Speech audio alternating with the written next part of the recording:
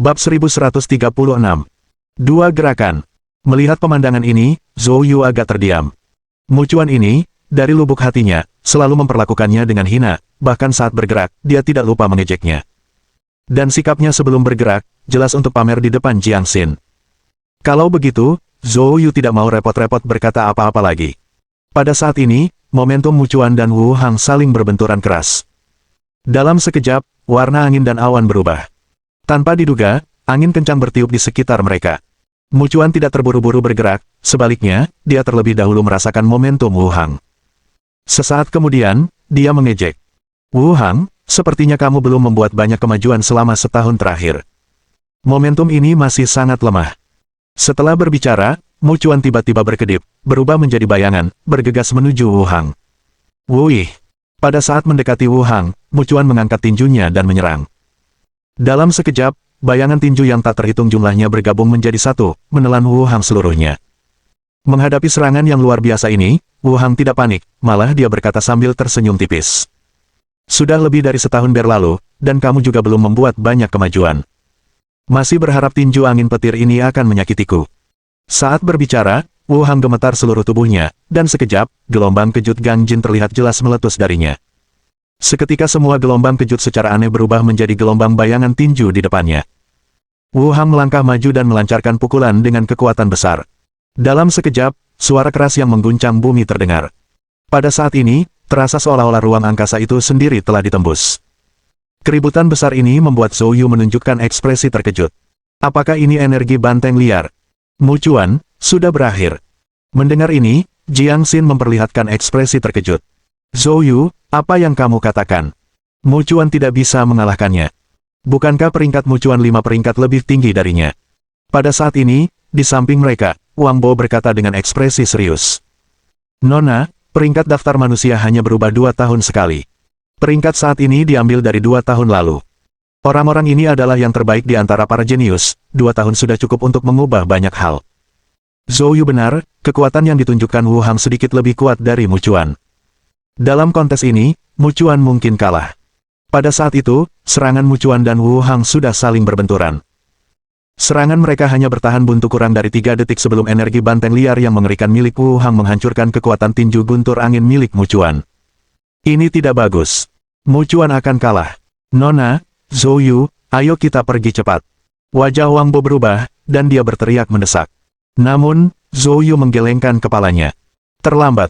Hanya untuk melihat energi banteng liar Wu Hang, seperti memasuki tanah tak berpenghuni, mendaratkan pukulan langsung ke dada Mucuan. Mucuan tidak pernah menduga energi banteng liar milik Wu Hang telah berkembang hingga tingkat seperti itu. Pada saat ini, dia sudah mengoperasikan Gangjin dengan sekuat tenaga, namun dia masih tidak bisa menghentikannya. Mendengar bunyi, retak, yang teredam. Wajah Mucuan tiba-tiba berubah, mengeluarkan teriakan kesakitan, sambil meludahkan darah, seluruh tubuhnya terlempar ke belakang tanpa terkendali. Mustahil. Ini, bagaimana ini mungkin? Di udara, Mucuan menjerit kaget dan marah. Dia berusaha keras mengendalikan postur tubuhnya, ingin menyeimbangkan diri. Tetapi bagaimana Wu Hang bisa memberinya kesempatan? Bodoh. Apakah kamu masih berpikir bahwa semua orang seperti kamu, tidak mengalami kemajuan dalam setahun? Karena kau datang untuk menyerahkan dirimu pada kematian hari ini, aku akan memenuhimu. Setelah berkata demikian, Wu Hang mencibir, lalu melancarkan pukulan lagi. Energi banteng liar meledak sekali lagi, membawa kekuatannya yang dahsyat, dan melesat ke arah Mucuan. Pukulan ini tidak kalah hebat dari pukulan sebelumnya. Wajah Mucuan berubah drastis, dia menggertakkan giginya, dan tiba-tiba menghantamkan telapak tangannya ke dadanya. Saat berikutnya, gelombang ki darah meletus dari tubuhnya. Mucuan melakukan beberapa keterampilan rahasia, melepaskan semua kekuatan darah dan dagingnya. Seketika itu juga, dia memutar tubuhnya di udara dan melancarkan pukulan. Bayangan tinju berwarna merah darah muncul. Bang! Tinju mereka berdua beradu lagi. Kali ini, dengan Mucuan yang putus asa, dia dan Wu Hang seimbang. Akibatnya, Wu Hang dipenuhi ejekan. Serangan yang berpotensi melepaskan kekuatan seperti itu, mari kita lihat berapa kali lagi kamu bisa melakukannya. Sambil berbicara, Wu Hang secara mengejutkan tidak memberi Mucuan kesempatan, dan meninju lagi. Wajah Mucuan berubah total. Seperti yang dikatakan Wu Hang, metode pelepasan potensi paksa semacam ini, jika dilakukan lebih dari 3 kali, akan menyebabkan kerusakan permanen pada fondasi seni bela dirinya. Jika benar-benar mencapai titik itu, kultivasinya tidak akan pernah berkembang lagi dan bahkan mungkin mengalami kemunduran. Dalam sekejap, wajah Mucuan tiba-tiba menunjukkan sedikit niat jahat. Dia melirik ke posisi di mana Jiang Xin dan Zhou Yu berada, lalu tiba-tiba melontarkan dirinya mundur, terbang lurus ke arah Jiang Xin dan Zhou Yu. Pada saat yang sama, dia berteriak, "Saudara Wu, orang yang ingin menyusahkanmu hari ini adalah Zhou Yu, bukan aku. Carilah mereka saja." Setelah mengatakan ini, dia tiba-tiba meninju Zhou Yu. Meskipun targetnya adalah Zhou Yu, jangkauan Gangjin-nya jelas mencakup Jiang Xin. Dengan melakukan itu, Zhou Yu pasti akan melindungi Jiang Xin, membuatnya mustahil baginya untuk sepenuhnya menggagalkan Mucuan. Jiang Xin juga memperhatikan ini. Wajah cantiknya berubah marah. "Mucuan, aku tidak pernah menyangka kau seorang bajingan. Kamu sungguh tidak tahu malu." Menghadapi teguran marah Jiang Xin, wajah Mucuan penuh dengan kebencian. "Apa yang kukatakan, bukankah itu benar? Urus saja urusanmu sendiri." Sambil berbicara, Mucuan telah tiba di depan Zhou Yu dan Jiang Xin. Zhou Yu mendengus dingin, melesat dan berdiri di depan Jiang Xin, sekaligus mengaktifkan kekuatan Geng Naga dan meninju keluar. Bang! Pukulan ini berbenturan dengan kekuatan tinju Mucuan. Akan tetapi, kekuatan tinju Mucuan tidak tampak sekuat kelihatannya. Pukulan Zhou Yu secara tak terduga menghancurkan serangan Mucuan dengan mudah. Namun di saat berikutnya, dengan memanfaatkan kekuatan pukulan Zhou Yu, Mucuan segera mundur dan menghilang di luar istana dalam sekejap mata. Bab 1137. Pertempuran melawan daftar manusia master. Mucuan, lari. Ini adalah sesuatu yang tidak pernah dibayangkan oleh Jiang Xin dan yang lainnya. Pada saat ini, sosok Wu Hang melintas, muncul di depan Zhou Yu dan yang lainnya. Melihat ini, Wang Bai bergegas keluar, berdiri di depan Zhou Yu dan Jiang Xin. Dia tegang, wajahnya serius saat menatap Wu Hang. "Nona Jiang adalah putri Jiang Dongcheng, penguasa kota Hu. Jika kau berani menyakitinya," Wu Hang berkata dengan acuh tak acuh. "Benarkah begitu? Kalau begitu, bawa dia pergi. Saya tidak akan menyentuh orang yang tidak ada hubungannya." Sambil berkata demikian, Wu Hang menatap tajam ke arah Zhou Yu. "Dialah yang aku cari." Mendengar ini, Wang Bai dengan cepat berkata, "Zhou Yu adalah menteri paviliun bela diri. Jika kau membunuhnya, markas besar Wuge tidak akan membiarkanmu pergi." Wu Hang mencibir, "Benarkah begitu? Kalau begitu, biarkan mereka datang. Aku beri kalian waktu 10 detik untuk pergi dari sini, kalau tidak aku akan membunuh kalian semua." Wang Bai sangat marah. "Berani sekali kau. Tidak percaya. Coba saja." "Sisa 5 detik, kata Wu Hang tanpa ekspresi. Pada saat ini, Zhou Yu melangkah maju. "Paman Wang, bawa Nona Jiang pergi dulu. Serahkan padaku." "Mustahil." Jiang Xin langsung menolak, sambil berdiri di depan Zhou Yu. "Lari cepat. Aku akan menahannya. Aku tidak percaya dia berani menyentuhku." Saat itu, Wu Hang mencibir. Waktunya habis. Setelah berbicara, dia tanpa ragu menyerang punggung Jiang Xin. Melihat ini, Zhou Yu berteriak dengan suara rendah. Menggunakan ki sejati, dia menyelimuti Jiang Xin, langsung mendorongnya ke samping. Lalu dia menyambut serangan itu dengan pukulan. Bam! Fluktuasi Gangjin yang hebat menyebar. Sosok Zhou Yu terpaksa mundur lebih dari 10 langkah, wajahnya pucat. "Zhou Yu!" Jiang Xin terkejut. Melihat Zhou Yu seperti ini, ia tiba-tiba berteriak cemas. Bagaimana mungkin Wang Bai tidak melihat bahwa Zhou Yu terluka saat melindungi Jiang Xin? Dia tahu pertarungan ini tidak dapat dihindari. Dia tidak bisa berbuat banyak. Satu-satunya yang bisa dia lakukan adalah membawa Jiang Xin pergi agar dia tidak mengganggu Zhou Yu. Wang Bai buru-buru menarik Jiang Xin ke samping. "Nona, jangan ganggu Zhou Yu." Pada saat ini, setelah Wu Hang melayangkan pukulan, dia tidak terburu-buru menyerang lagi. Dia menatap Zhou Yu dengan acuh tak acuh. "Lumayan, Mid Holy Realm, tidak banyak yang bisa menahan pukulanku. Kau memang hebat. Awalnya aku tidak menginginkan hidupmu, tapi karena kau sudah datang, aku hanya bisa menerimanya." Ki sejati kayu Yi berputar di dalam tubuh Zhou Yu, dan luka-luka sebelumnya pun cepat sembuh. Kemudian, dia juga melihat ke arah Wu Hang. "Kamu terlalu cepat bicara besar. Hati-hati ditampar nanti. Sejujurnya, kau mungkin tak ingin mendengarnya, tapi siapapun yang berada di peringkat di bawah 10 dalam daftar manusia adalah sampah bagiku." Mendengar ini, jejak niat membunuh terpancar di wajah Wu Hang yang awalnya tanpa ekspresi. Arogan. Dalam sekejap mata, dia menghilang dari tempatnya. Pada saat berikutnya, dia muncul di hadapan Zhou Yu, melepaskan pukulan yang diresapi energi banteng liar. Zhou Yu tetap tanpa ekspresi, tidak menghindar maupun menghindar, langsung menyalurkan teknik kuali emas dan kekuatan geng naga, menyambut serangan itu dengan pukulan. Ledakan. Dengan ledakan dahsyat, seluruh istana bergetar hebat. Di tengah ledakan gelombang kejut, sosok Zhou Yu terlempar seperti bola meriam. Namun, di udara, Zhou Yu memutar tubuhnya dan mendarat dengan mantap di tanah. Saat mendarat, pakaian Zhou Yu sedikit compang camping, tetapi selebihnya, dia tidak terluka. Melihat ini, wajah Wu Hang berubah kaku, lalu menampakkan ekspresi terkejut. Pukulan ini, meski tidak dengan kekuatan penuh, sudah cukup untuk membunuh seorang ahli alam suci lengkap biasa. Namun Zhou Yu hampir menangkapnya tanpa cedera. Hal ini membuatnya lengah. Saat melihat hantu kuali emas berkelap-kelip di sekitar Zhou Yu, dia tiba-tiba teringat sesuatu. Teknik kuali emas. Bukankah teknik kultivasi ini baru setengah jadi? Padahal, kau sudah berlatih sampai sejauh ini. Mungkinkah kau sudah memperoleh bagian kedua dari teknik kuali emas? Zhou Yu mencibir. Kamu menebaknya. Melihat ejekan di wajah Zhou Yu, Wu Hang tiba-tiba menjadi marah. Dia merasa diejek oleh hama. Aku tidak akan menebak. Sebentar lagi, aku akan menginjak kepalamu agar kau patuh memberitahuku. Setelah mengucapkan kata-katanya, tubuh Wu Hang bergetar, dan sekali lagi gelombang ledakan Gang Jin melonjak darinya. Kali ini, Wu Hang jelas tidak bermaksud menahan diri. Dia mengepalkan tinjunya, dan udara seakan-akan diremukkan. Kemudian, dia melayangkan pukulan ke arah Zhou Yu. Pukulan ini, hanya dari hembusan angin, menciptakan pusaran besar di udara. Melihat ini, Zhou Yu juga tidak menganggapnya enteng. Dia terus menyalurkan kekuatan geng naga, tetapi pada saat yang sama, Nether Fire Truki menyembur keluar dari telapak tangannya. Setelah mencapai alam pertengahan suci dalam penyempurnaan tubuh dan penyempurnaan Ki, dia akhirnya dapat mencoba menggabungkan Gang Jin dan Ki sejati untuk melepaskan serangan yang lebih kuat. Ini juga merupakan aspek paling tangguh dari teknik kultivasi utamanya, keterampilan Taichu. Dengan perpaduan Gang Jin dan Nether Fire Truki, aura yang merusak meletus dari tinju Zhou Yu. Saat berikutnya, Zhou Yu juga menyerang dengan pukulan. Ki berbentuk naga yang diproduksi oleh kekuatan geng naga, setelah menyatu dengan Ki sejati api Nether, berubah menjadi bentuk api. Ledakan. Getaran yang jauh lebih hebat pun terjadi setelahnya. Di tengah fluktuasi padat kekuatan Ki dan Ki sejati, sosok Zhou Yu dan Wu Hang keduanya terhempas. Wu Hang berusaha sekuat tenaga menyeimbangkan dirinya, lalu menunduk melihat mulut harimaunya retak.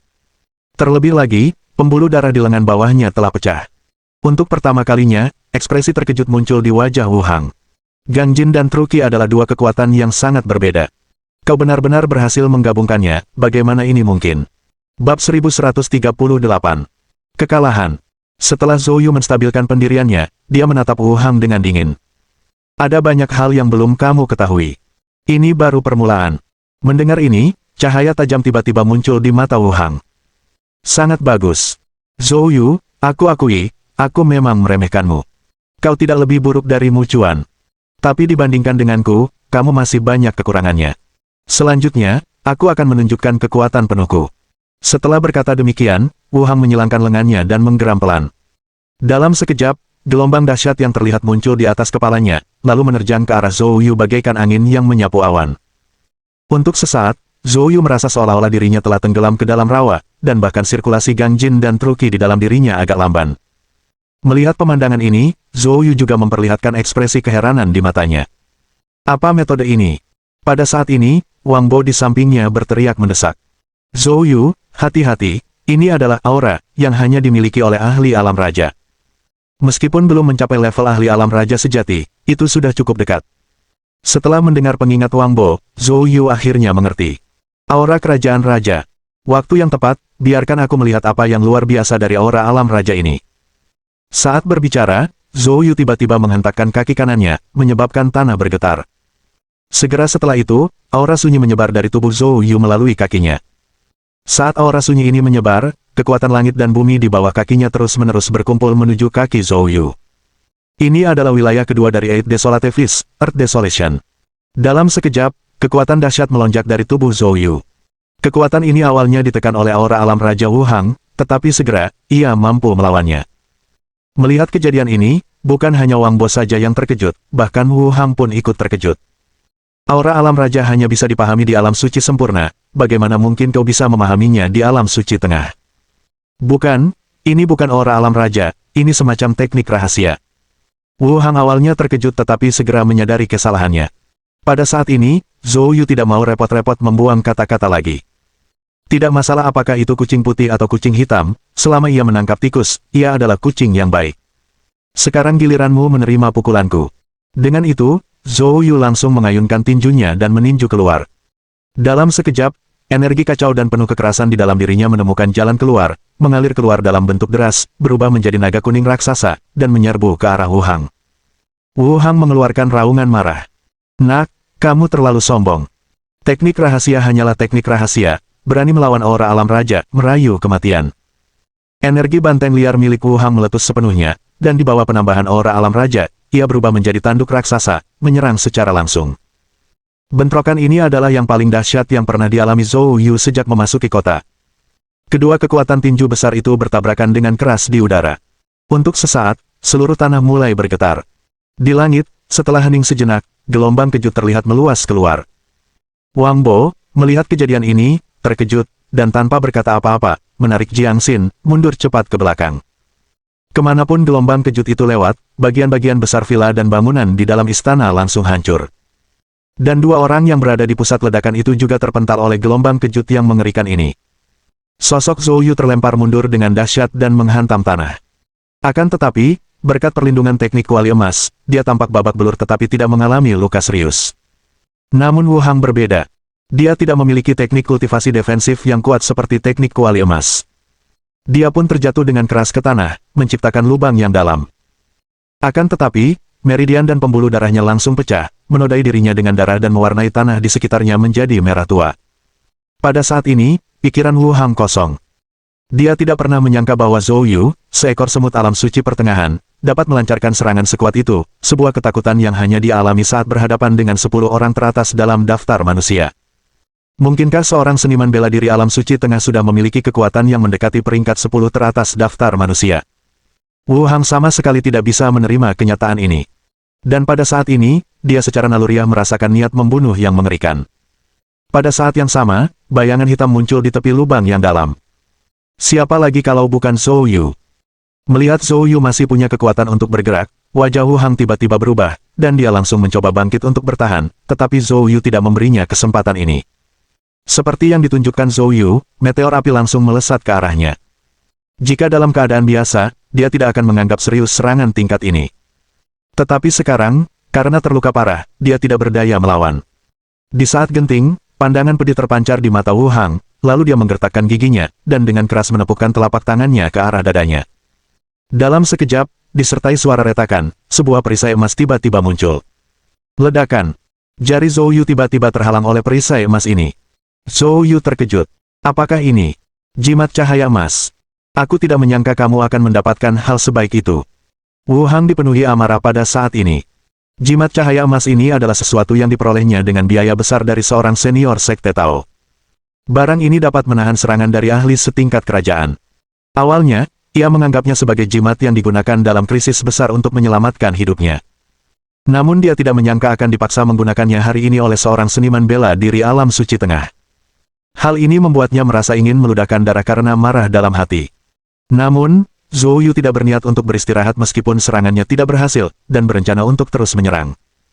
Wu Hang meraung marah, dia menggunakan teknik rahasia, dengan paksa mendesak energi banteng liar di dalam dirinya, dan dalam sekejap, dampak Gangjin yang meledak-ledak meletus langsung ke arah Zhou Yu. Serangan ini cepat dan dahsyat. Zhou Yu terkejut, dia telah waspada terhadap serangan putus asa Wu Hang secara diam-diam, tetapi dia telah meremehkan kekuatan Wu Hang. Dia tidak menyangka Wu Hang yang sudah terluka parah bisa memiliki serangan sekuat itu. Dia segera menggunakan teknik kuali emas untuk menangkis tetapi tetap terpental oleh serangan putus asa ini. Memanfaatkan kesempatan ini, Wu Hang melompat dan sosoknya muncul 100 meter jauhnya dalam sekejap. Zhou Yu, tunggu saja. Masalah ini belum berakhir. Saat kata-kata itu terucap, sosoknya melintas lagi dan menghilang dari pandangan. Bab 1139. Permintaan maaf. Ketika Zhou Yu menangkis serangan itu dan kembali sadar, Wu Hang telah menghilang tanpa jejak.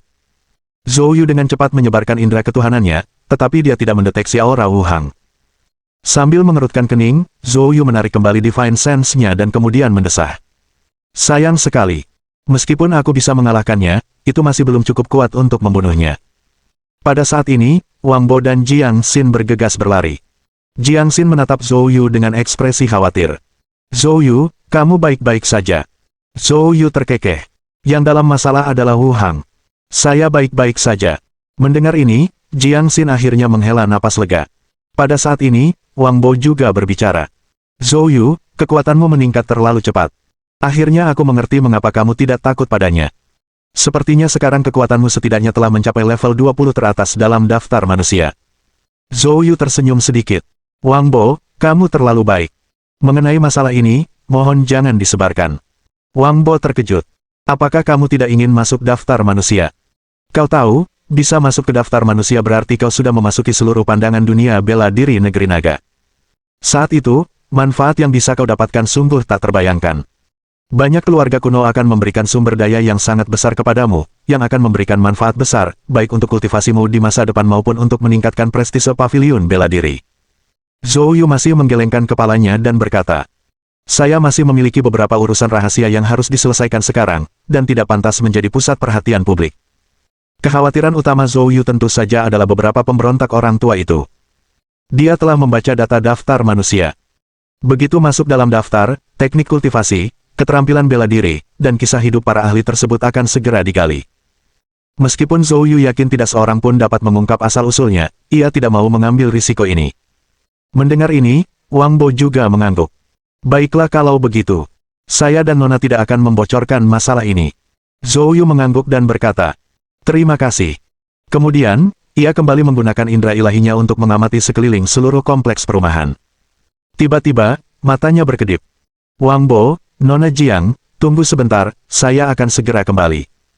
Setelah mengatakan ini, Zhou Yu mengaktifkan teknik gerakannya dan menghilang. Semenit kemudian, Zhou Yu kembali. Ketika dia kembali, dia memiliki mayat tambahan di tangannya. Itu adalah mayat Anci. Han Jiantu dan putranya mengira Zhou Yu tidak mungkin menjadi lawan Wu Hang, jadi setelah membawa pergi jasad Anci, mereka langsung membuangnya di tempat tersembunyi di dekatnya. Tanpa diduga, Zhou Yu menemukannya.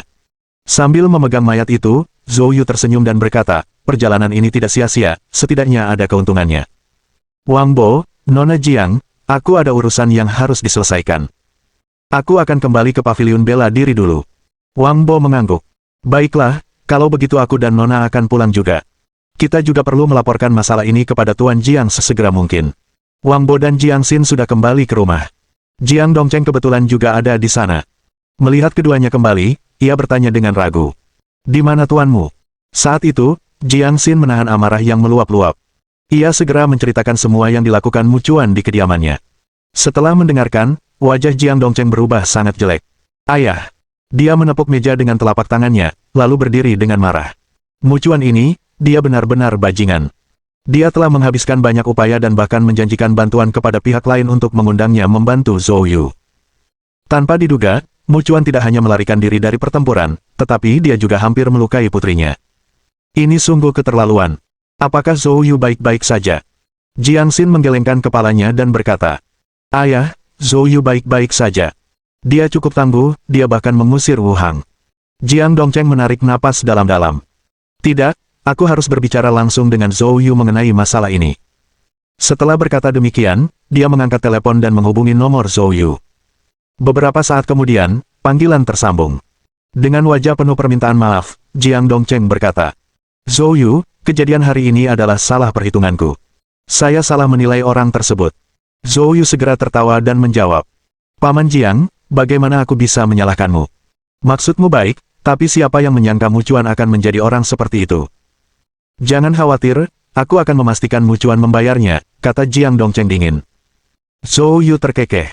Ngomong-ngomong, Paman Jiang, ada sesuatu yang mungkin aku perlu bantuanmu. Merasa bersalah terhadap Zhou Yu, Jiang Dongcheng segera berkata, katakan saja. Selama itu masih dalam kemampuanku, aku akan menanganinya. Zhou Yu tersenyum dan berkata, masalah ini tidak mendesak, aku hanya ingin bertanya apakah kamu bisa mengawasiku. Saat ini saya membutuhkan beberapa sumber 5 elemen, seperti sumber atribut tanah, sumber atribut logam, atau sumber atribut air. Saya hanya butuh informasi tentang hal-hal terkait, untuk mendapatkannya, saya akan mengurusnya sendiri. Zenki 5 elemen milik Zhou Yu masih kekurangan ki sejati atribut bumi, jadi ia perlu menemukan sumber atribut bumi secepat mungkin. Sedangkan untuk sumber atribut logam dan atribut air, itu karena ki sejati emas merah dan ki sejati air Gui miliknya saat ini terlalu lemah dibandingkan dengan ki sejati api neter dan ki sejati kayu Yi. Jika ia bisa menemukan sumber atribut logam dan atribut air, ia bisa dengan cepat meningkatkan kualitas ki sejatinya. Pada saat itu, kekuatannya akan sekali lagi membuat lompatan maju yang signifikan. Jiang Dongcheng bukanlah seorang seniman bela diri dan tidak mengetahui apa itu kekuatan 5 elemen. Akan tetapi, karena Zhou Yu telah mengemukakan hal itu, dia setuju tanpa ragu. Tidak masalah, saya akan mengatur orang untuk mengumpulkan informasi mengenai hal ini. Baik, terima kasih, Paman Jiang. Terima kasih kembali. Bab 1140. Akting. Setelah Mu Chuan melarikan diri dari kediamannya di pinggiran selatan, dia tidak berani berhenti di tengah jalan dan langsung melarikan diri kembali ke kediaman tersembunyi di kota Hu. Bagi para master di daftar manusia seperti mereka, kemanapun mereka pergi, mereka selalu menyimpan jalan keluar untuk diri mereka sendiri. Karena Anda tidak pernah tahu kapan Anda membutuhkannya. Sama seperti sekarang. Setelah melarikan diri ke kediamannya, Mu Chuan akhirnya menghela napas lega. Dia berbaring di tempat tidur dengan ekspresi jelek, matanya penuh dengan kebencian. Wu Hang sialan itu, kekuatannya meningkat begitu cepat. Dan Zhou Yu itu, jika bukan karena dia, aku tidak akan berakhir seperti ini. Meskipun kesal, Mu Chuan segera bangkit dan mengeluarkan obat pil yang telah disiapkan untuk memulai penyembuhan. Sambil menyembuhkan diri, Mu Chuan berpikir secara diam-diam. Zhou Yu sudah pasti akan tamat. Dan karena Zhou Yu adalah menteri paviliun bela diri, jika dunia luar mengetahui bahwa Zhou Yu dibunuh oleh Wu Hang juga akan menghadapi masalah. Oleh karena itu, untuk merahasiakannya, Wu Hang tentu juga akan membunuh Jiang Xin dan Wang Bo. Dia tidak peduli apakah Zhou Yu hidup atau mati. Tetapi jika Jiang Xin meninggal, itu akan menjadi masalah besar. Bagaimanapun, Jiang Xin adalah putri kandung Jiang Dongcheng, dan apapun yang terjadi, Jiang Dongcheng butuh penjelasan atas masalah ini. Setelah memikirkannya, Mu Chuan merasa dia hanya bisa menggunakan strategi melukai diri sendiri untuk mendapatkan simpati. Sehari satu malam berlalu. Luka-luka Mu Chuan akhirnya sembuh, tetapi dia tidak berganti pakaian, dan bahkan sengaja membuat beberapa luka dangkal pada dirinya sendiri untuk membuatnya tampak menyedihkan. Lalu, dia pergi ke kediaman Jiang Dongcheng. Jiang Dongcheng sudah menahan amarah, dan ketika dia melihat Mu Chuan datang, dia hendak segera melampiaskan amarahnya. Namun Mu Chuan berbicara lebih dulu. Tuan Jiang, saya hampir berhasil melarikan diri kembali ke sini. Kekuatan Wu Hang jauh lebih besar daripada setahun yang lalu. Saat dia bertemu Zhou Yu dan Nona Jiang, dia langsung menyerang mereka. Saya mati-matian berusaha menyelamatkan mereka, tetapi saya tidak sebanding dengannya. Saya berjuang mati-matian, minum obat rahasia, dan baru saat itulah saya bisa melarikan diri. Nona Jiang mungkin.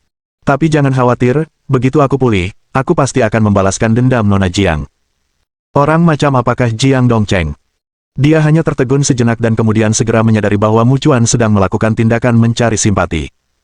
Dia sudah membenci orang ini sampai ke tulang, dan sekarang melihat perilaku munafiknya hanya membuat Jiang Dongcheng makin marah.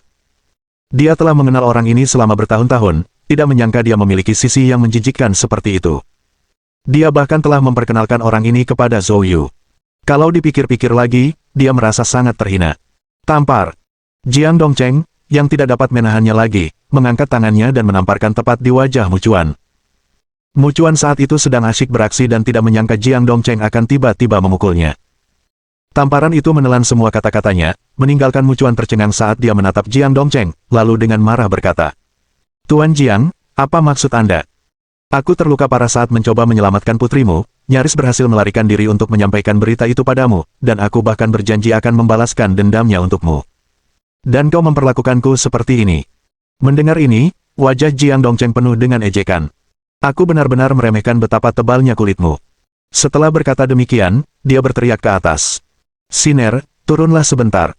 Mendengar panggilan Jiang Dongcheng, tak lama kemudian, Jiang Xin, mengenakan piyama, keluar.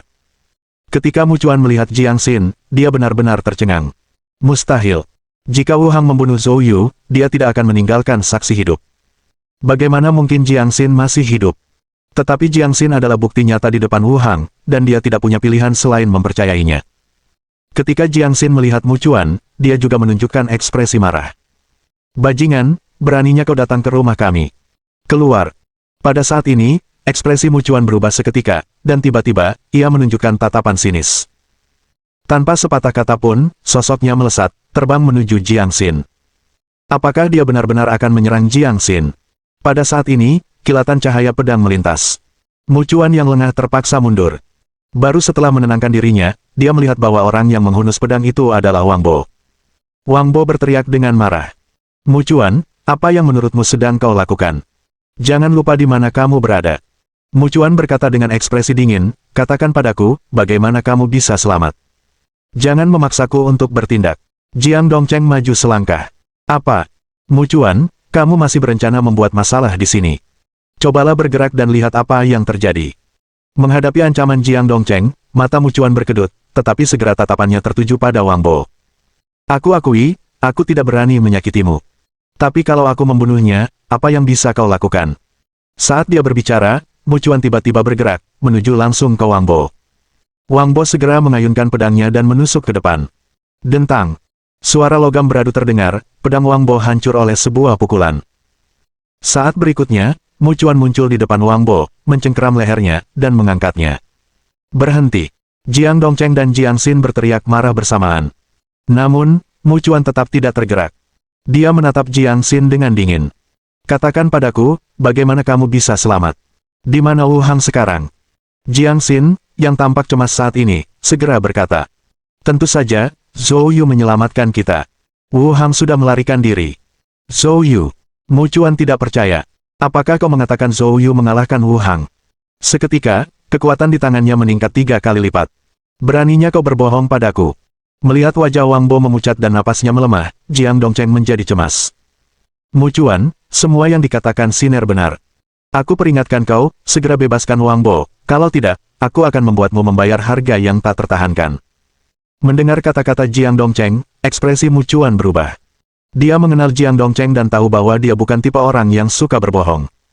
Mungkinkah Zhou Yu benar-benar mengalahkan Wu Hang? Untuk sesaat, wajah Mucuan berubah drastis. Beberapa saat kemudian, dia dengan santai melemparkan Wang Bo ke samping. Lalu dengan dingin berkata, Jiang Dongcheng, jika kau berani membicarakan kekalahanku oleh Wu Hang, lain kali, aku pasti akan membunuhnya. Dengan itu, sosok Mucuan melintas dan menghilang dari ruangan. Setelah Mucuan pergi, Jiang Xin segera membantu Wang Bo berdiri. Setelah memastikan Wang Bo baik-baik saja, amarah Jiang Xin berkobar dan ia berkata, Ayah, aku harus bicara dengan Zhou Yu tentang ini. Biarkan dia memberi pelajaran pada Mucuan ini. Mendengar ini, Jiang Dongcheng terdiam sejenak dan berpikir, lalu mengangguk. Bab 1141. Penolakan lagi. Setelah Zhou Yu kembali ke paviliun bela diri, dia menyerahkan Anci kepada Lin Yinfei dan yang lainnya untuk dibuang. Ketika Lin Yinfei dan yang lainnya melihat Zhou Yu bahkan membawa pulang jenazah Anci, mereka semua gembira dan penuh kekaguman, menghujaninya dengan pujian. Zhou Yu melambaikan tangannya tanpa berkata-kata, menyuruh mereka kembali bekerja. Tepat setelah mengirim Lin Yinfei dan yang lainnya pergi, Zhou Yu menerima panggilan telepon dari Jiang Xin. Jiang Xin menceritakan kejadian Mucuan yang menerobos masuk ke rumahnya dari awal hingga akhir. Bahkan lewat telepon, jelas bahwa Jiang Xin hampir meledak karena marah. Zhou Yu menghiburnya. Nona Jiang, jangan marah. Itu tidak layak bagi orang seperti itu. Katakan padaku bagaimana kamu ingin menghadapinya, dan aku akan mengurusnya. Mendengar hal ini, Jiang Xin awalnya senang, tetapi kemudian dia berbicara dengan sedikit khawatir. Zhou Yu, sebenarnya aku tidak ingin berurusan dengannya. Yang terutama, aku khawatir dia akan menyakiti Paman Wang. Zhou Yu berpikir sejenak dan berkata, bagaimana kalau begini? Kalau kamu khawatir dengan keselamatan Paman Wang, kamu bisa menyuruhnya datang ke paviliun bela diri untuk sementara waktu. Sekalipun Mucuan gila, dia tak akan berani membuat masalah di paviliun bela diri. Kalau begitu, aku akan menyuruh seseorang menyelidiki keberadaannya. Begitu kita menemukannya, aku akan mengurusnya sendiri. Mendengar ini, Jiang Xin langsung berterima kasih dan berkata, Zhou Yu, terima kasih. Haha, kita kan teman, nggak perlu sungkan-sungkan. Mendengar hal ini, Jiang Xin menjawab dengan nada bercanda. Apakah kita benar-benar teman? Lalu mengapa seseorang terus memanggilku Nona Jiang? Zhou Yu kehilangan kata-kata. Hahaha, cuma bercanda. Aku menganggapmu teman. Mulai sekarang, kamu boleh memanggilku dengan nama panggilanku, Xin Xin. Setelah berbicara, Jiang Xin segera menutup telepon. Setelah menutup telepon, dia menekan telepon ke dadanya dengan gugup, wajahnya memerah. Adegan ini disaksikan oleh Jiang Dongcheng yang baru saja masuk pintu. Siner, ada apa? Apakah kamu menelepon Zhou Yu? Jiang Xin dengan cepat menjawab, ya, saya sudah memberitahunya. Setelah berbicara, Jiang Xin segera berlari ke atas. Menatap punggung putrinya, Jiang Dongcheng tampak bingung. Di ujung lain, setelah Zhou Yu meletakkan telepon, dia hanya tersenyum dan tidak terlalu memikirkannya. Tidak lama kemudian, Lin Yinfei tiba-tiba menyerbu masuk. Pak Menteri, ada masalah lain yang merepotkan. Zhou Yu tertegun. Ini masih tentang masalah pasokan obat pil. Kupikir setelah kau bergelar Alchemy Grandmaster, Pavilion dan takkan merepotkan kita lagi. Tapi sekarang, mereka malah menyatakan menolak memasok obat pil ke Pavilion bela diri. Mendengar ini, Zhou Yu juga tercengang. Seharusnya tidak demikian. Belum lagi Grandmaster Roh Barat dan Nichao meminta maaf, bahkan Raja Awan secara pribadi menyampaikan niat baik kepada Zhou Yu. Untuk masalah kecil seperti penyediaan obat pil, mengapa mereka masih menolak? Mengapa? Tanya Zhou Yu bingung. Aku juga tidak tahu. Mereka tampak sangat kesal karena kamu tidak bergabung dengan Dan Pavilion. Mereka berkata, karena kamu sudah menjadi Grandmaster Alkimia, mengapa kamu membutuhkan mereka untuk memasok obat pil? Menurutku, mereka hanya mencari alasan. Mungkin saja Nichao sedang menimbulkan masalah di balik layar. Lin Yinfei berkata dengan marah. Zhou Yu mengerutkan kening, merenung sejenak, lalu berkata, baiklah, siapkan daftar semua jenis obat pil yang saat ini dibutuhkan Pavilion bela diri, serta bahan-bahan yang dibutuhkan. Sementara itu, saya pribadi akan menyempurnakannya untuk digunakan oleh staf kami. Lin Yinfei mendesah. Hanya itu yang bisa kita lakukan saat ini. Tapi itu akan sulit bagimu. Namun, jika ini berlangsung lama, itu bukan solusi. Jika nanti Anda sibuk, masalah obat pil akan sulit diselesaikan. Zhou Yu berpikir sejenak dan berkata, mari kita lakukan seperti ini untuk saat ini. Nanti, aku akan pergi menemui orang yang bertanggung jawab dan melihat apa sebenarnya yang terjadi. Pavilion Dan. Pada saat ini, Grandmaster Roh Barat telah memanggil Nichao. Nichao tertegun, lalu menggelengkan kepalanya. Aku tidak tahu. Sang Grandmaster Roh Barat mengerutkan kening. Tuan Ni, ini bukan masalah kecil. Saya harap Anda tidak menaruh dendam pribadi di atas Pavilion Dan. Nichao menjadi cemas dan segera menjelaskan. Setelah penilaian beberapa hari yang lalu, saya sudah meminta maaf secara sukarela kepada Zhou Yu dan bahkan memberinya hadiah. Saya tidak mungkin menyimpan dendam padanya lagi. Melihat reaksi Nichao, dia tampaknya tidak berbohong, yang membuat Grandmaster Roh Barat semakin bingung. Apa yang sebenarnya terjadi? Selain kamu, apakah ada orang lain yang memiliki konflik dengan Pavilion bela diri dan Zhou Yu? Nichao pun menggeleng bingung. Aku juga tidak tahu. Seandainya dulu, Nichao tidak akan serendah ini. Dia bahkan mungkin mengakui sesuatu yang tidak dia lakukan. Namun selama penilaian Grandmaster Alkimia, apa yang dilakukan Zhou Yu benar-benar membuatnya terkesan. Jadi, kepribadiannya menjadi jauh lebih terkendali. Kenapa aku tidak mencari tahu saja? Masalah ini seharusnya mudah dipecahkan, usul Nichao ragu-ragu. Grandmaster Roh Barat hendak mengangguk ketika sebuah suara arogan terdengar. Perintah itu dikeluarkan oleh saya. Mendengar suara ini, Grandmaster Roh Barat dan Nichao terkejut, lalu melihat ke arah pintu. Bab 1142. Wakil Master Pavilion Liu Zhenlong. Hanya melihat seorang lelaki berjubah, wajahnya penuh kesombongan, melangkah masuk dari luar pintu. Di belakangnya ada seorang pria tua berjubah hitam. Melihat pria berwajah dingin ini, ekspresi Nichao berubah. Wakil Master Pavilion Liu, mengapa Anda ada di sini? Bukankah kamu sedang menyendiri mempelajari resep ramuan kuno? Wakil Master Pavilion Liu Nichao yang dimaksud adalah wakil Master Pavilion lain dari Pavilion Dan, bernama Liu Zhenlong. Meskipun Liu Zhenlong bersikap arogan dan sombong, dia memang punya modal untuk bersikap seperti itu. Karena dia adalah seorang Grandmaster Alkimia, hanya selangkah lagi untuk memasuki ranah seorang Master Ilahi Alkemis. Keterampilan alkimia miliknya bahkan sedikit lebih kuat dibandingkan dengan Western Spirit Grandmaster. Setelah melangkah masuk, Liu Zhenlong mengabaikan Nichao dan langsung menatap Grandmaster Roh Barat, berkata, Grandmaster Roh Barat, bagaimana Anda menjalankan tugas Anda sebagai wakil Master Pavilion? Di bawah yurisdiksimu, bukan hanya reputasi Pavilion dan kami yang tercoreng, tetapi kami juga tidak bisa merekrut Grandmaster Alkimia manapun. Jika situasi seperti ini terjadi beberapa kali lagi, bagaimana Pavilion dan kita dapat mempertahankan prestisenya? Menghadapi omelan Liu Zhenlong, wajah Grandmaster Roh Barat tampak jelek, tetapi dia tidak mengatakan apapun. Di satu sisi, apa yang dikatakan Liu Zhenlong memang benar. Kegagalan Nichao dalam ujian Grandmaster Alkimia merupakan pukulan telak bagi reputasi Pavilion Dan, dan kemudian, Zhou Yu menolak bergabung dengan Pavilion Dan, yang semakin memperburuk keadaan mereka. Di sisi lain, keterampilan alkimia Liu Zhenlong melampaui miliknya, dan dia berpotensi menjadi Master Pavilion Dan di masa depan, jadi dia tidak mampu menyinggung perasaannya. Grandmaster Roh Barat menjelaskan dengan putus asa. Wakil Master Pavilion Liu, status Zhou Yu tidak biasa, dia adalah Menteri Wuge, dan kita tidak bisa memaksanya. Jika, kebetulan saja, kita membuat marah markas besar Wuge, Pavilion dan kita mungkin tidak akan mampu menahannya. Sudut pandang wanita. Liu Zhenlong menolak tanpa basa-basi. Pemikiran wanita seperti inilah yang membuat paviliun dan mengalami kemunduran berulang kali. Wakil Master Paviliun Liu, mantan Menteri Wu Ge. Grandmaster Roh Barat ingin berkata lebih banyak lagi, tetapi Liu Zhenlong langsung memotongnya. Cukup, diam, tidak perlu mengatakan apa-apa lagi. Saya sekarang secara resmi mengumumkan bahwa mulai hari ini, saya akan mengambil alih Wu Ge. Western Spirit, Anda dapat beristirahat. Wajah Grandmaster Roh Barat berubah. Wakil Master Paviliun Liu, menurut aturan rotasi, waktuku belum habis. Apakah ucapanku kurang jelas? Apakah Anda ingin pergi dan berkonsultasi dengan Master Paviliun? Wajah Grandmaster Roh Barat menjadi sangat tidak sedap dipandang. Pada saat itu, Sekretaris Grandmaster Roh Barat masuk.